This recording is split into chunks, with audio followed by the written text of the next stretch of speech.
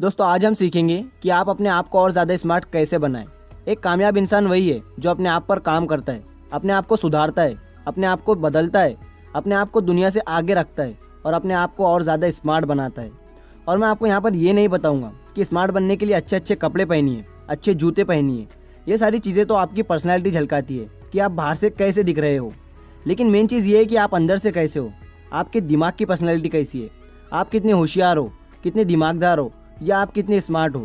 तो मैं आज आपको यही बताने वाला हूँ कि आप अपने आप को और ज़्यादा स्मार्ट कैसे बनाएं, ताकि लोगों के माइंड में आपकी एक अच्छी इमेज बने और आपकी लोग और भी ज़्यादा इज्जत करें। तो चलिए जानते हैं। Number 1, talk less. अगर आपको स्मार्ट बनना है तो आपको कम बोलना पड़ेगा, क्योंकि जितने आप कम बोलेंगे उतने ही लोग आपको सुनना चाहेंगे। और लोगों को ज़्यादातर कम बोलने वाले लोग ही पसंद आते हैं, क्योंकि कम बोलने वाले लोग बोलते कम हैं, लेकिन जब बोलते हैं तो बहुत ही पॉइंट की बात बोलते हैं।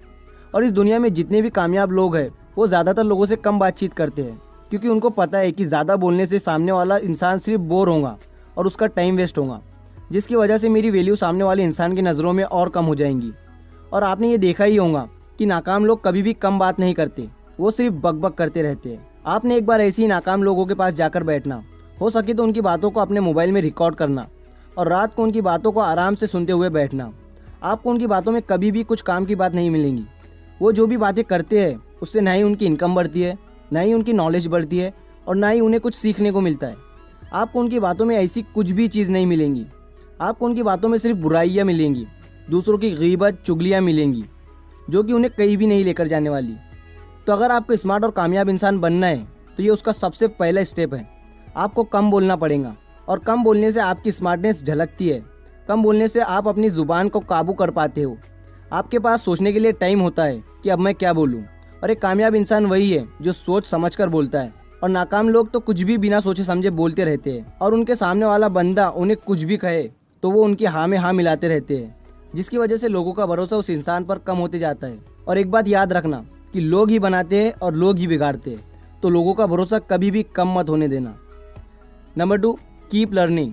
हमेशा हर जगह से कुछ ना कुछ सीखने की कोशिश करो, कहीं से भी। जिस भी जगह आपको कोई प्रॉब्लम का सॉल्यूशन निकलता हुआ दिख रहा है तो सॉल्यूशन को भी आप सीख लो। सीखते रहने से आपको एक्सपीरियंस होता है। कई बार आपको ज़्यादा चीज़ों के बारे में पता चलता है, आपके दिमाग में नए नए आइडियाज़ आते हैं।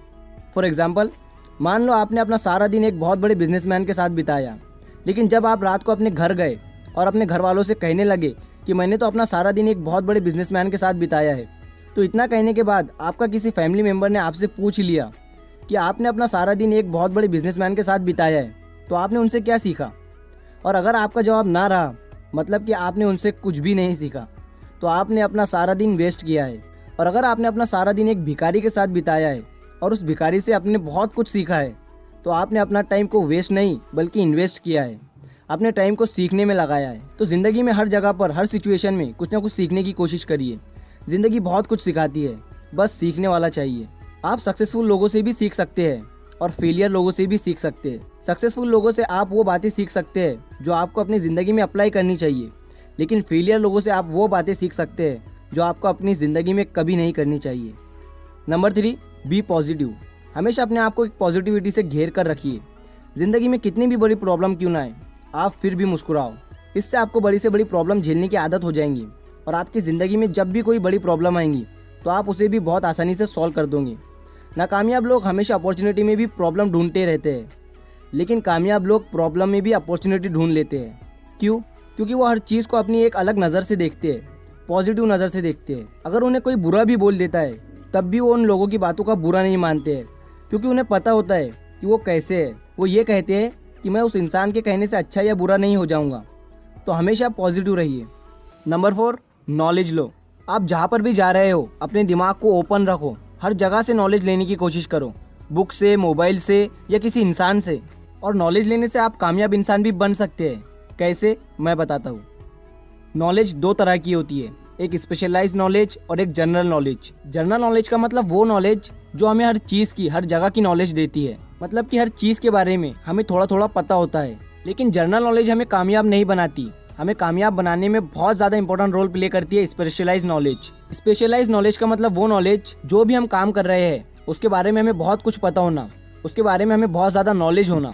मतलब कि एक ही तरह की नॉलेज, जो भी काम आप कर रहे हो, जिस भी काम में आपका इंटरेस्ट है, तो उसके रिलेटेड नॉलेज गेन करना, उसके रिलेटेड नॉलेज लेना, इसी को स्पेशलाइज नॉलेज कहते हैं।